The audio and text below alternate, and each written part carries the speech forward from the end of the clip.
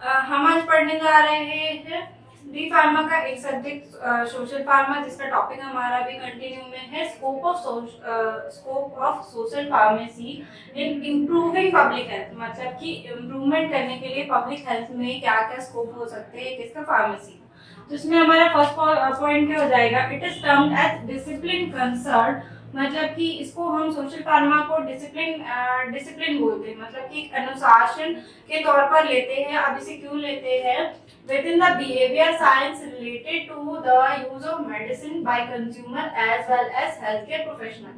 इसके अनुशासन को मेंटेन करने के लिए, किन लोगों के अनुशासन को मेंटेन करने के लिए, जो कि हमारे कंज्यूमर्स होते हैं। कंज्यूमर मतलब कि उपभोक्ता, जितने भी हमारे पेशेंट्स हैं उनके लिए, और हेल्थ केयर प्रोफेशनल जितने भी हमारे काम करते हैं हेल्थ केयर में, जैसे कि डॉक्टर्स हो गए, नर्सेस हो गए, ठीक है, इन सभी के लिए एक डिसिप्लिन मेंटेन करने के लिए ये क्या होता है, ये इम्पोर्टेंट होता है हमारा सोशल फार्मा।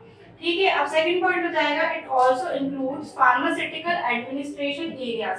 इसमें और क्या क्या इंक्लूड हो जाएगा, फार्मास्यूटिकल एडमिनिस्ट्रेशन मतलब कि प्रशासनिक क्षेत्र भी इसमें इंक्लूड हो जाएगा।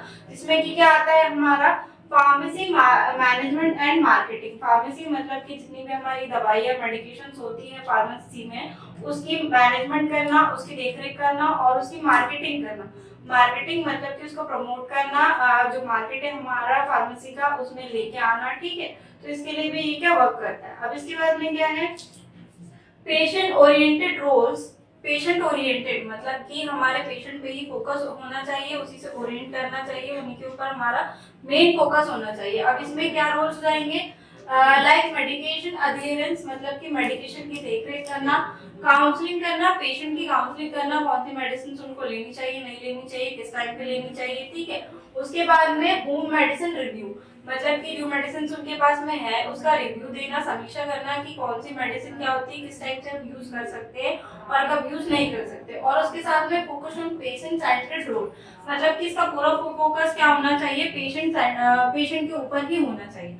अब हमारा नेक्स्ट पॉइंट क्या हो जाएगा, the information present in social pharmacy मतलब कि हमको क्या देगा, क्या इंफॉर्मेशन प्रोवाइड करेगा। ये very important to link between clinical and fundamental knowledge taught to the pharmacist. अब फार्मासिस्ट को क्या करते हैं, जो हम नॉलेज प्रोवाइड करते हैं फार्मेसी के बारे में, सोशल फार्मेसी के बारे में, उसमें एक इम्पॉर्टेंट लिंक क्या करेगा, clinical and fundamental knowledge. Clinical knowledge और फंडामेंटल नॉलेज के बीच में एक बहुत बड़ा लिंक का काम करने का काम भी ये करता है।